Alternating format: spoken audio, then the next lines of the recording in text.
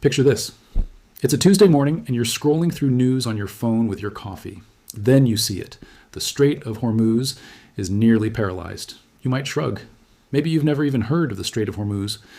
But here's what that headline really means. 1/5 of the world's oil supply just stopped moving. 21 million barrels per day, gone. Think about that number. Every single day, enough oil to fill 4,300 Olympic swimming pools flows through a passage of water just 21 miles wide at its narrowest point. And now, nothing. Over 200 oil tankers are stuck, waiting. Each one carries millions of dollars in crude oil. This floating traffic jam is costing billions per hour. You might be wondering, how does one strait hold this much power over the entire global economy? The answer is geography. And geography, as it turns out, is destiny. The Strait of Hormuz sits between Iran and the Arabian Peninsula, connecting the Persian Gulf to the Gulf of Oman and the wider world. It's not just any waterway, it's the jugular vein of global energy. China, Japan, and South Korea import 70% of their oil through this single passage. India brings in 85% of its oil this way. Europe depends on it for 20% of its supply. When I say this is a crisis, I'm not being dramatic. This is the kind of event that appears in history books with chapters named after it. The 1973 Arab oil embargo, the 1979 Iranian Revolution, the 2008 financial crisis, triggered partly by oil price spikes. Each one caused a decade of economic pain. We might be living through the next one right now. Within hours of the news breaking, oil futures jumped 40%. Not 4%, 40%. When was the last time you saw financial markets panic like this? Your gas station probably raised prices 30% by the end of that first day. Your commute cost just doubled overnight. But here's what most people don't understand. This isn't just about filling up your car. Oil isn't just fuel. It's the foundation of modern civilization. It's plastic in your phone case. It's chemicals in your medications. It's fertilizer growing your food. It's the trucks delivering goods to your grocery store. It's the ships carrying products across oceans. It's the planes flying overhead. And when 20% of the world's oil supply suddenly disappears, everything changes. Let me give you a concrete example. Farmers need fuel to run tractors, but they also need oil-derived fertilizers to grow crops. Planting season is coming. If farmers can't get fuel and fertilizer now, we're looking at food shortages in 6 months. Agriculture doesn't wait for diplomacy. Nature operates on its own schedule. Your grocery store?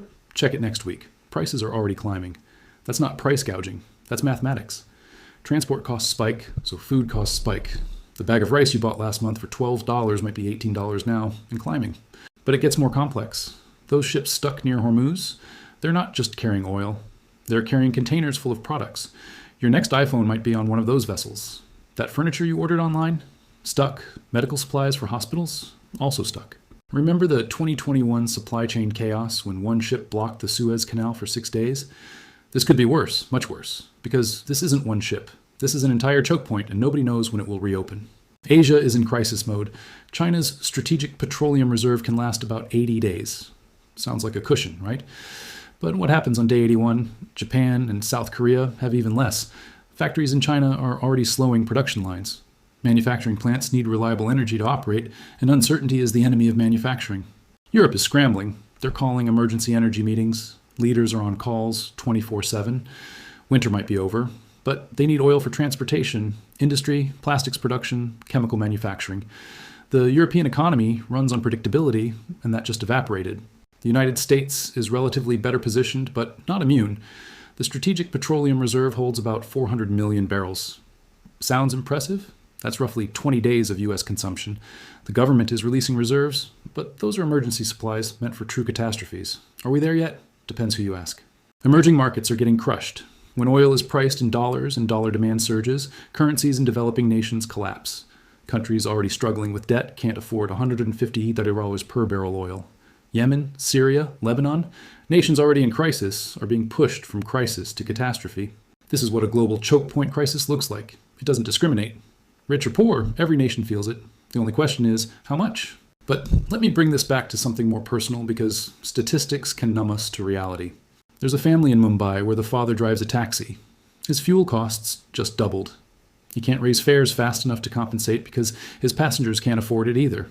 He's making the same number of trips, but taking home less money. His daughter's school fees are due next month. What does he do? There's a small bakery owner in Berlin. Her electricity bill is tied to energy prices. Her flour arrives by truck, diesel-powered trucks whose operating costs just skyrocketed. She can raise bread prices, but her customers are facing the same squeeze. Small businesses operate on razor-thin margins. When transport and energy costs spike, many simply can't survive. There's a nurse in Sao Paulo whose hospital is running low on certain medical supplies. Those supplies are on a container ship stuck near Hormuz. People will die waiting for those supplies. That's not hyperbole, that's reality. This is what 20% of global oil supply disrupted actually means when you zoom in. It means real people facing impossible choices. And here's the uncomfortable truth. Economic pain is never distributed equally. The wealthy adjust, the middle class struggles, the poor suffer. During the 2008 financial crisis, billionaires lost paper wealth but still lived in mansions. Working families lost their homes. This crisis will follow the same pattern. Iran controls the northern shore of the strait. The UAE controls southern islands. Saudi Arabia watches from the west. When geography becomes a weapon, everyone loses, except perhaps Russia. Think about that for a moment. Russia is the world's third largest oil producer. European nations spent the last few years trying to reduce dependence on Russian energy. Now, with Hormuz closed, where do they turn? Moscow is suddenly in a very strong negotiating position. Geopolitics doesn't care about your preferences. It cares about leverage. China is watching this closely too. They're the world's largest oil importer, but they've been stockpiling and they have alternative suppliers. Beijing is also buying Russian oil at a discount. While the West scrambles, China positions itself strategically. This crisis might shift global power more than any military conflict could. The United States' Fifth Fleet is on high alert. But here's the problem. Military escorts take time to organize. Diplomatic solutions take even longer. Meanwhile, every hour that passes, the global economy bleeds. Some analysts say this could last weeks. Others say months. The honest answer? Nobody knows. And uncertainty is toxic for markets, businesses, and people trying to plan their lives. Imagine being a world leader right now. You're getting phone calls from industry executives, military advisors, intelligence agencies, and millions of citizens wondering why gas costs $6 per gallon. You have several options, none of them good. Military intervention. Send naval forces to secure the strait. Sounds decisive, right? But there are already naval forces from 6 nations converging on the area. Too many ships, too little space, too much tension. Accidents happen in crowded waters. One miscalculation, and you've started a war that makes the oil crisis look like a warm-up act. Diplomatic negotiation. The UN, OPEC, G7, everyone's holding emergency meetings. But diplomacy is slow. Ships can't wait weeks for bureaucrats to draft resolutions. Every day of delay costs billions and pushes vulnerable nations closer to collapse. Economic adaptation. Release strategic reserves, encourage conservation, support alternative energy. These are smart, long-term strategies, but painfully slow in the short term. Telling people to use less oil when they need to get to work tomorrow isn't a solution, it's a hope. Alternative routes. There's a pipeline through Saudi Arabia that could help, capacity of 5 million barrels per day. There's the Suez Canal for some rerouting. Ships could go around Africa via the Cape of Good Hope. But that pipeline can't replace 21 million barrels per day. The Suez is already congested. And the Cape route adds weeks to every journey, multiplying shipping costs.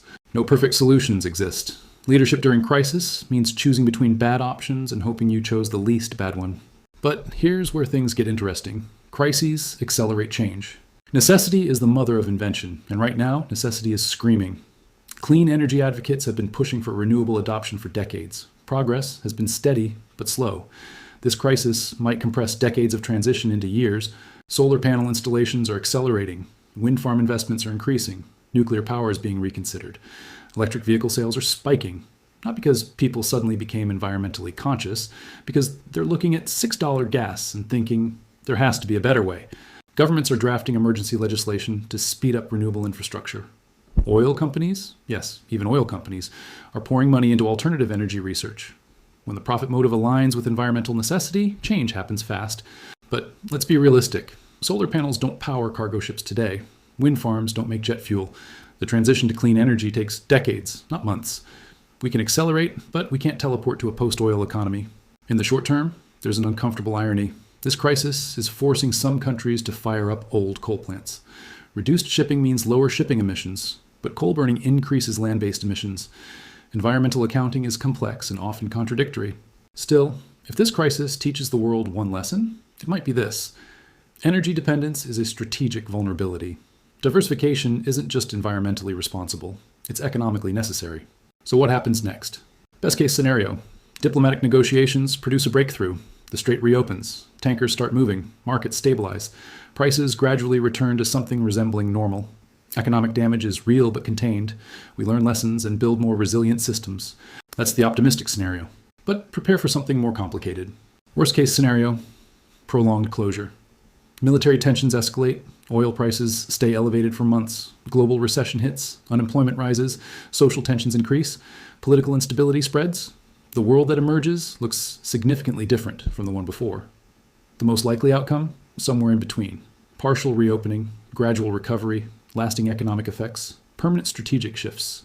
Some industries adapt and thrive. Others don't survive. New technologies accelerate, old power structures weaken, geopolitical alignments shift. What's certain is this: recovery isn't instant. Even after the strait fully reopens, and it will eventually, the effects linger for years. Supply chains will be redesigned with resilience over efficiency. Energy policies will be rewritten with security as the priority. Investment patterns will shift toward diversification. Consumer behavior will change, at least temporarily. The post-Hormuz economy will look different from the pre-Hormuz economy. How different depends on how long this lasts and how we respond. This crisis reveals our interdependence. We live in a global system where events in one narrow strait affect every continent, every industry, every person. That interconnection brings prosperity in normal times, but fragility during crises. It reveals our vulnerability. We've built a civilization that runs on oil, and most of that oil flows through a handful of choke points. The Strait of Hormuz, the Suez Canal, the Strait of Malacca. These narrow passages carry the lifeblood of global commerce.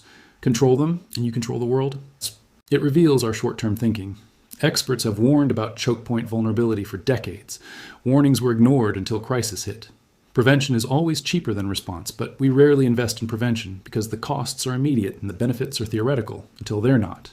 It reveals our choices. We chose efficiency over resilience, just-in-time inventory over buffer stocks, globalization over localization, cheap energy over secure energy. These choices made sense in stable times. Crisis exposes their costs. History suggests we're not great at learning from crises. The 1973 oil shock led to some changes: fuel efficiency standards, strategic reserves, renewable energy research. But it didn't fundamentally transform our relationship with oil. Neither did the 1979 crisis. Neither did 2008. Maybe this time is different. Maybe this crisis is severe enough, visible enough, personal enough to force real change.